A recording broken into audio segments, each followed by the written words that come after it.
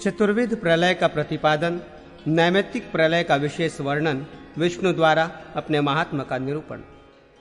सूत जी ने कहा, नारायण के मुख से कहे गए इस विशिष्ट ज्ञान को सुनकर मुनियों ने कूर्म रूप धारण करने वाले प्रभुदेव से पूछा। मुनियों ने कहा, सूत जी, आपने विस्तार पूर्वक धर्म, मोक्ष, ज्ञान, लोकों की सृष्टि के विस्तार, वंश और मनवंतरों को हमें बतलाया। माधव, भूत भव्येश जैसा आपने पूर्व में पुराण लक्षण के प्रसंग से प्रतिसर्ग के विषय में बतलाया है, तदनुसार अब हमें प्राणियों के प्रतिसर्ग के विषय में बतलाएं। सूत जी ने कहा। तब उनके उस वचन को सुनकर कूर्म रूपधारी महायोगी भगवान ने भूतों के प्रतिसंचर अर्थात प्रलय का वर्णन किया। कूर्म बोले, इस पुराण में नित्य, नैमित्तिक, प्राकृतिक तथा आत्यंतिक इस प्रकार से 4 प्रकार का प्रतिसंचर प्रलय कहा गया है। लोक में यहाँ जो प्राणियों का नित्य क्षय दिखलाई देता है, उसे मुनियों ने नित्य प्रलय के नाम से कहा है। कल्पांत में ब्रह्मा की निद्रा के निमित्त से होने वाले तीनों लोकों के प्रतिसर्ग प्रलय को विद्वानों ने नैमित्तिक प्रलय कहा है। महतत्व से लेकर विशेष पर्यंत समस्त तत्वों का जो क्षय हो जाता है, उसे कालचिंतकों ने प्राकृतिक प्रतिसर्ग कहा है, और ज्ञान द्वारा परमात्मा में होने वाले योगियों के आत्यंतिक प्रलय को कालचिंतक द्विज आत्यंतिक प्रतिसर्ग प्रलय कहते हैं। यहाँ साधन सहित आत्यंतिक प्रलय अर्थात मोक्ष का वर्णन किया गया है। अब मैं संक्षेप में आप लोगों को नैमित्तिक प्रलय के विषय में बतलाऊंगा। 1000 चतुर्युग, सत्य, त्रेता, द्वापर तथा कलयुग के अंत में प्रलय काल उपस्थित होने पर प्रजापति समस्त प्रजा को आत्मस्थ करने की इच्छा करते हैं। इसके बाद 100 वर्षों तक तीव्र अनावृष्टि होती है। वो भूतों एवं सभी प्राणियों का विनाश करने वाली तथा अत्यंत भयंकर होती है। तदनंतर भूमि पर जो अल्पसार अर्थात निर्बल प्राणी होते हैं, सबसे पहले उनका लय होता है और वे भूमि में मिल जाते हैं। तब 7 रश्मियों वाले रथ पर आरूढ़ होकर सूर्य उदित होते हैं। उनकी किरणें असह्य हो जाती हैं। वे अपने किरणों द्वारा जल पीने लगती हैं। उनकी वे 7 रश्मियां महासमुद्र में स्थित जल को पीती हैं। उस आहार से उद्दीप्त होकर वे 7 रश्मियां पुनः 7 सूर्य बन जाती हैं। तदनंतर सूर्य रूप से 7 रश्मियां चारों दिशाओं तथा संपूर्ण इस चतुर्लोक को अग्नि के समान दग्ध करने लगती है। ब्राह्मणों, प्रलयकालीन अग्नि के तेज से युक्त वे 7 सूर्य अपनी अपनी रश्मियों के द्वारा उधर्भ तथा अधोभाग को व्याप्त कर अतिशय उद्दीप्त हो जाते हैं। जल से प्रदीप्त अनेक सहस्र रश्मियों वाले वे सूर्य आकाश को आवृत कर स्थित रहते हैं और पृथ्वी को जलाने लगते हैं। तदनंतर उनके तेज से जलती हुई पृथ्वी पर्वतों, नदियों, समुद्रों तथा द्वीपों के साथ स्नेह द्रव्य भाव से रहित हो जाती है, अर्थात अत्यंत सूख जाती है। सतत प्रदीप्त रहने वाली वे रश्मियां ऊपर, नीचे तथा आड़े तिरछे सभी ओर व्याप्त हो जाती हैं। सूर्य रूप अग्नि के द्वारा प्रकृष्ट रूप से शोधित और परस्पर संश्लिष्ट संसार के समस्त पदार्थ एक ज्वाला के रूप में एकाकार हो जाते हैं। सभी लोगों को नष्ट करने वाली वो सूर्य रूप अग्नि एक मंडल के रूप में होकर अपने तेज से इस संपूर्ण चतुर्लोक को दग्ध करने लगती है। तब संपूर्ण स्थावर एवं जंगम पदार्थ में लीन हो जाने पर वृक्षों तथा तृणों से रहित भूमि कछुए के पीठ के समान दिखलाई देती है। तृणों से व्याप्त समस्त जगत अम्बरीश भड़पूजे की कड़ाही के सदृश वर्ण वाला दिखलाई देता है। उन उजालाओं के द्वारा सभी कुछ पूर्ण रूप से प्रज्वलित होने लगता है। तदनंतर पाताल में तथा महासमुद्रों में जो प्राणी रहते हैं, उनका लय हो जाता है और वे सभी भूमि के रूप में परिवर्तित हो जाते हैं। 7 सूर्यों के रूप में प्रदीप्त हो रहे प्रभु पावक अग्निदेव उन सभी द्वीपों, पर्वतों, वर्षों तथा महासमुद्रों को भस्मकास्त कर देते हैं।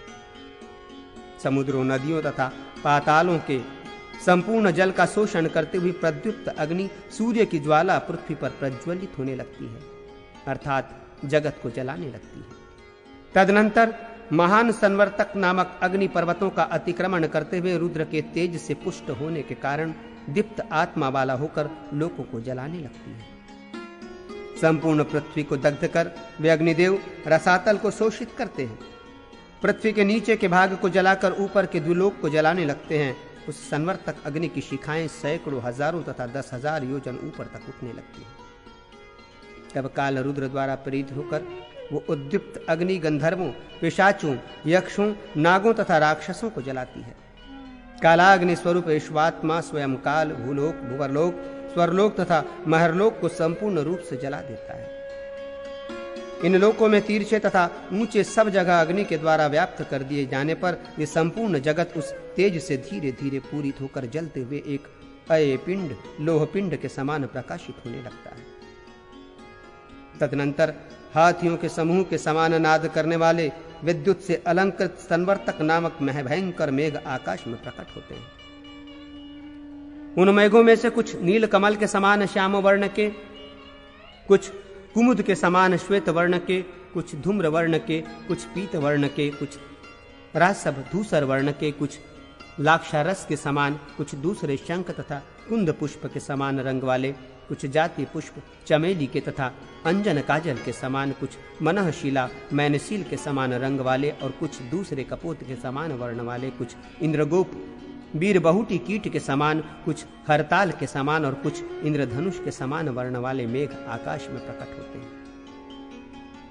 कुछ मेघ पर्वत के तुल्य, कुछ हाथियों के समूह के समान, कुछ कुटांगार के समान और कुछ मछलियों के समूह के आकार के होते हैं। वे मेघ अनेक रूप धारण करने वाले, भयंकर आकार वाले तथा घोर गर्जना जैसी ध्वनि करने वाले होते हैं। उस समय वे सभी बादल आकाश को व्याप्त कर लेते हैं। तदनंतर भास्कर से उत्पन्न गर्जना करने वाले वे 7 प्रकार के भयंकर बादल एकत्रित होकर उस अग्नि को शांत करते हैं। तदुपरांत वे मेघ महान बाढ़ के समान जल की वर्षा करते हैं और अत्यंत भयंकर अकल्याणकारी उस संपूर्ण अग्नि को नष्ट कर देते हैं। अतिशय वृष्टि होने के कारण जगत जल से परिपूर्ण हो जाता है। जल के द्वारा तेज अग्नि के अभिभूत होने के कारण उस समय वो अग्नि जल में प्रविष्ट हो जाता है।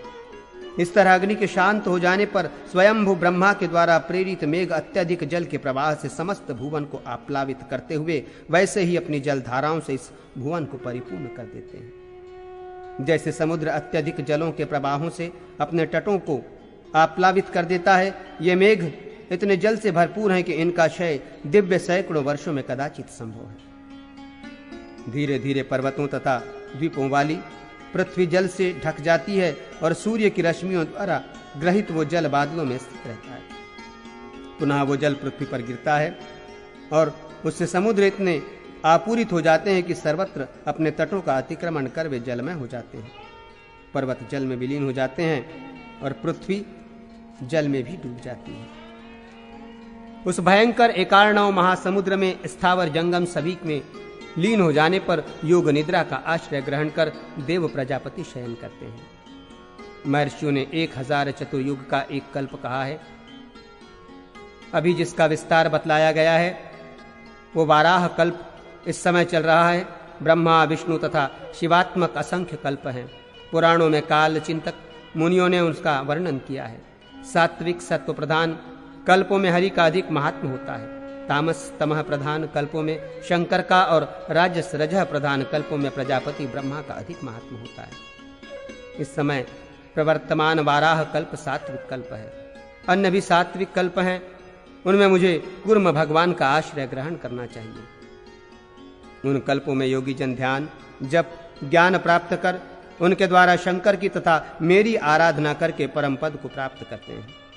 जगत के एकार्ण हो जाने पर माया का अधिष्ठाता मैं सत्व का आश्रय ग्रहण कर मायामय योग निद्रा में स्थित हो जाता हूँ। उस समय जनलोक में विद्यमान महात्मा महर्षिगण तपस्या तथा योग रूपी नेत्रों के द्वारा निद्रालीन काल स्वरूप मेरा दर्शन करते हैं। मैं पुराण पुरुष, भुभुर्व, प्रभव तथा विभु हूँ। मैं हजारों ना चरणों वाला, श्री संपन्न, हजारों किरणों वाला तथा हजारों नेत्र वाला हूँ। मैं ही मंत्र, अग्नि, ब्राह्मण, गौ, कुश एवं समिधा हूँ और प्रोक्षणी, स्नु, यज्ञीय पात्र, सोम तथा धृत भी मैं ही हूँ। मैं ही संवर्तक, अग्नि, महानात्मा, पवित्र तथा परम यश हूँ। वेद वेद जिसे जाना जाता है, प्रभु, गोप्ता, रक्षक, गोपति, इंद्रियों एवं वाणी के स्वामी और ब्रह्मा का मुख, आविर्भाव स्थल मैं ही हूँ। मैं अनंत तारक, योगी, गति, गतिशीलों में श्रेष्ठ, हंस, प्राण, कपिल, विश्वमूर्ति, सनातन, क्षेत्रज्ञ, प्रकृति, काल, जगद्विज और अमृत स्वरूप हूँ। मैं ही माता, पिता तथा महादेव हूँ। मुझसे अतिरिक्त कुछ भी नहीं है। मैं आदित्य के समान वर्ण वाला भुवनों का रक्षक नारायण पुरुष तथा योग मूर्ति हूँ। योग परायण यतिजन मेरा दर्शन करते हैं और अपनी आत्मा का ज्ञान प्राप्त कर अमृतत्व को, मोक्ष को प्राप्त